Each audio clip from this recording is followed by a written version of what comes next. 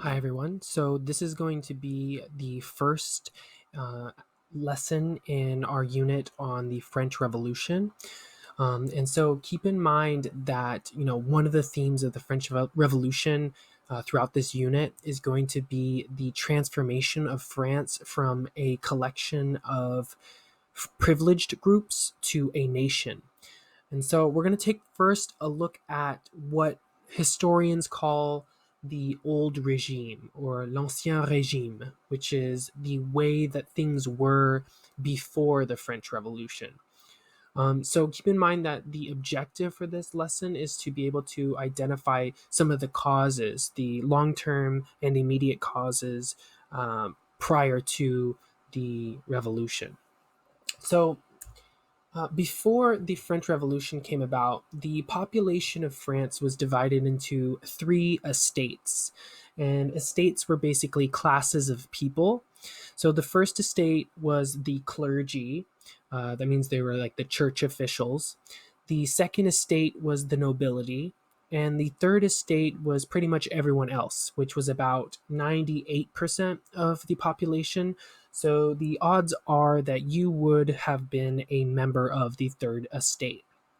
But these first two estates, as you can see in this picture on the right, number one and number two, they had several privileges. And the foremost among them, among these privileges, was tax exemptions, meaning that they were not obligated to pay taxes.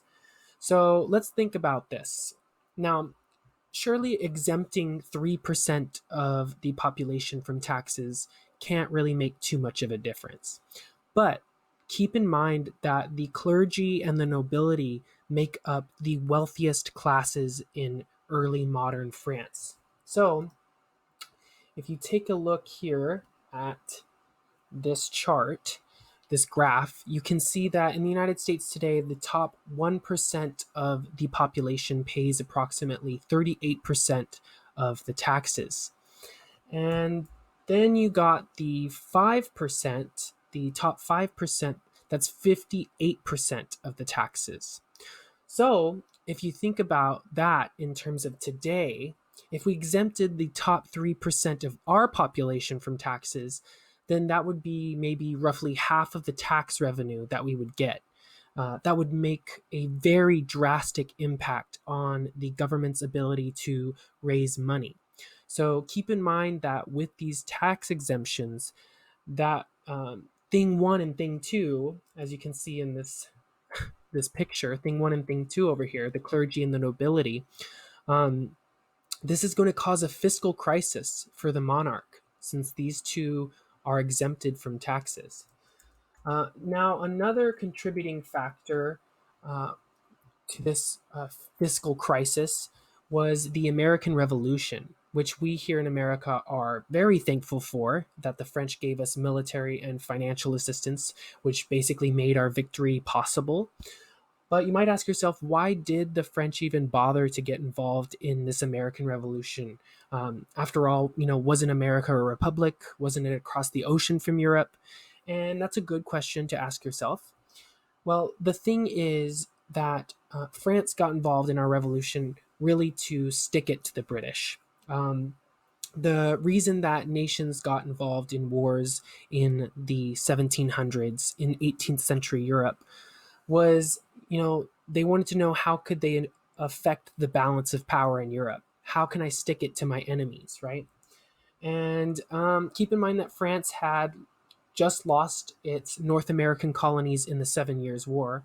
So France was looking for an opportunity to get Britain back, and that is exactly what they did. But as you can tell from this photo, the French are kind of regretting this decision because it's kind of like, ah ha ha ha, you lost your colonies too. Well, some of them. And it only cost us a whole lot. It cost France a lot.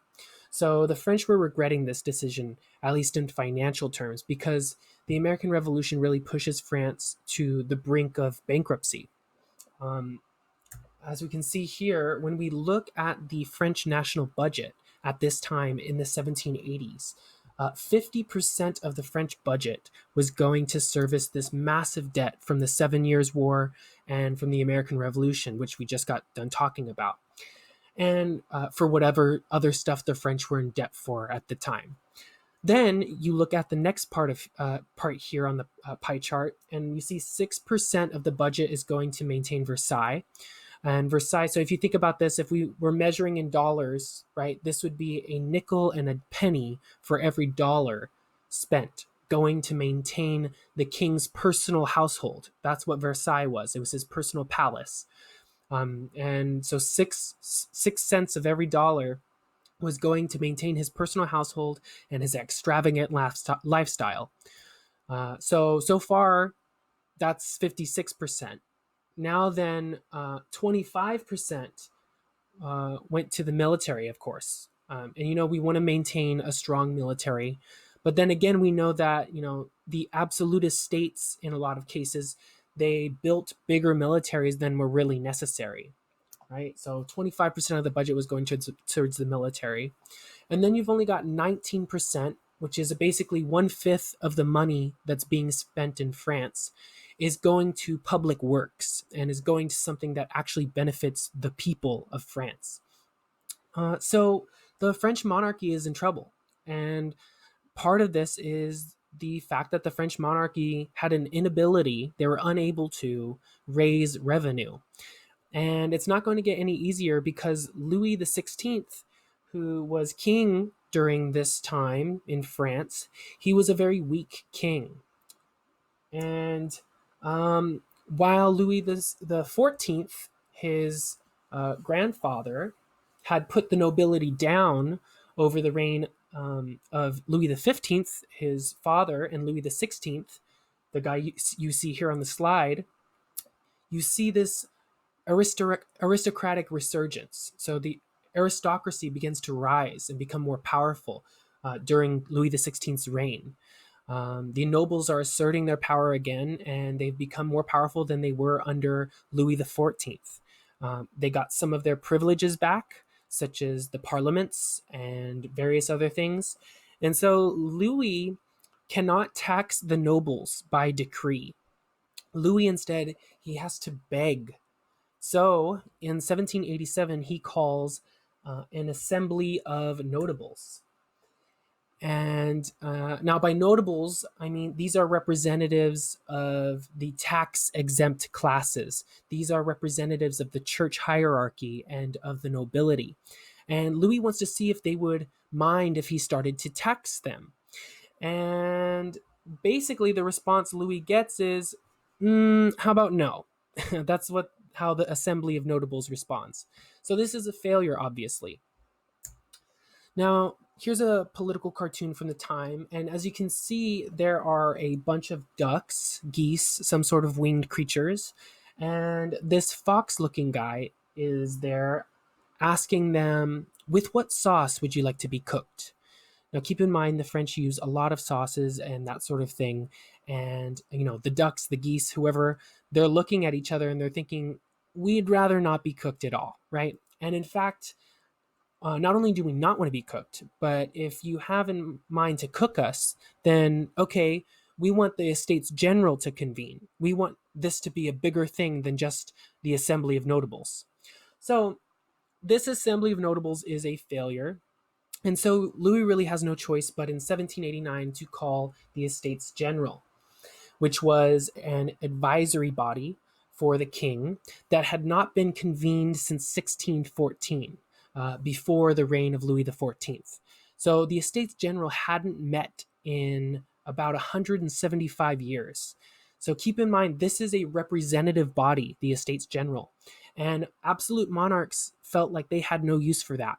So when Louis calls the Estates General, this is going to bring the French Revolution to a whole new level. And that is going to be the subject of our next lesson on the French Revolution. So let me know if you have any questions about this so far, and good luck on the assignment.